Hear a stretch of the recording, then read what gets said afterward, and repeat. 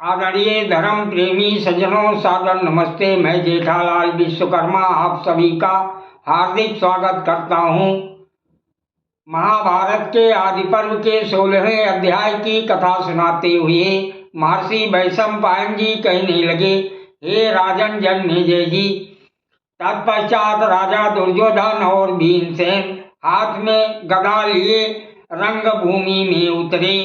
वह दोनों महाबली योद्धा अपनी अपनी गदाओं को दाएं बाएं मंडलाकार घुमाते हुए दो मदोन्मत्त हाथियों की भांति मंडल के भीतर विचरने लगे।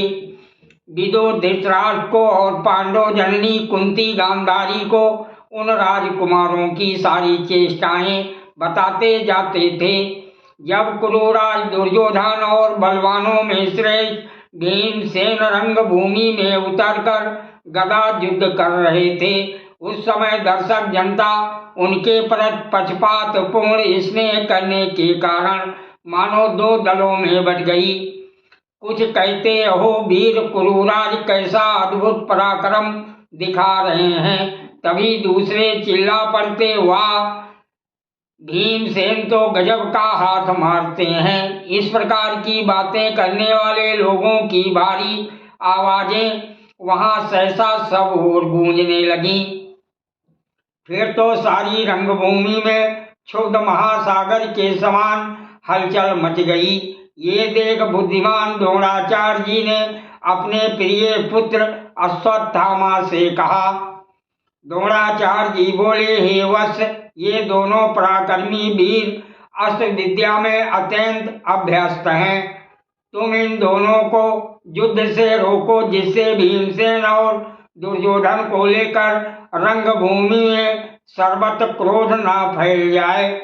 महर्षि वैशंपायन जी कहते हैं, तब गुरुपुत्र अश्वत्थामा ने प्रलयकालीन वायु से विक्षुब्ध उत्ताल तरंगों वाले दो समुद्रों की भांति गदा उठाए हुए दुर्योधन और भीमसेन को युद्ध करने से रोक दिया।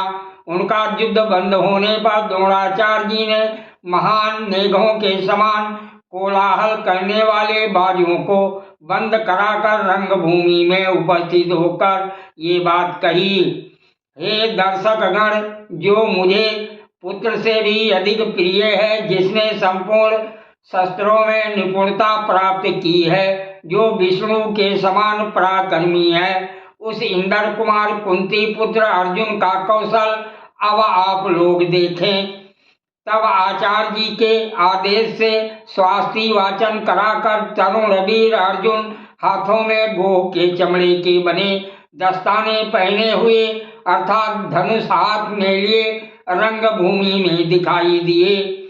फिर तो संपूर्ण रंगमंडप में हर्ष उल्लास छा गया और सब ओर भांति भांति के बाजे और शंख बजने लगे। आनंद अतिरेक से मुखरित हुआ वो रंगमंडप जब किसी प्रकार कुछ शांत हुआ, तब अर्जुन ने आचार्य जी को अपनी अस्त्र संचालन की फुर्ती दिखानी आरंभ की। उन्होंने पहले अग्नियास्त्र से अग्नि उत्पन्न की, फिर ब्रह्मास्त्र से जल उत्पन्न करके उसे बुझा दिया, वायव अस्त्र से आंधी चला दी और पर्ज अन्य अस्त्र से बादल प्रकट कर दिए। उन्होंने भौमास्त्र से पृथ्वी में प्रवेश किया और पर्वत अस्त्र से पर्वतों को उत्पन्न कर दिया। फिर अंतर्धान अस्त्र द्वारा वह स्वयं अदृश्य हो गए। वह क्षण भर में बहुत लंबे हो जाते और क्षण भर में ही बहुत छोटे बन जाते थे। एक क्षण में रथ के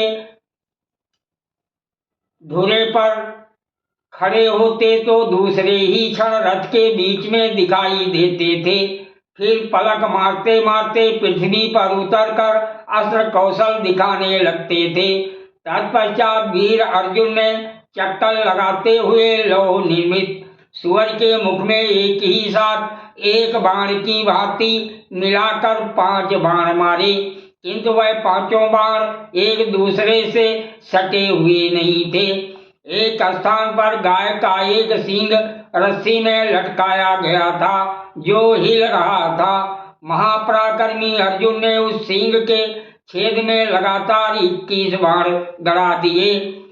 हे निष्पाप जन्मेजय जी, इस प्रकार उन्होंने बड़ा भारी अस्त्र कौशल दिखलाया। खड्ग, धनुष और गदा आदि के भी शस्त्र कुशल अर्जुन ने अनेक पैतरे और हाथ दिखलाए। सादर प्रणाम। जय श्री कृष्ण।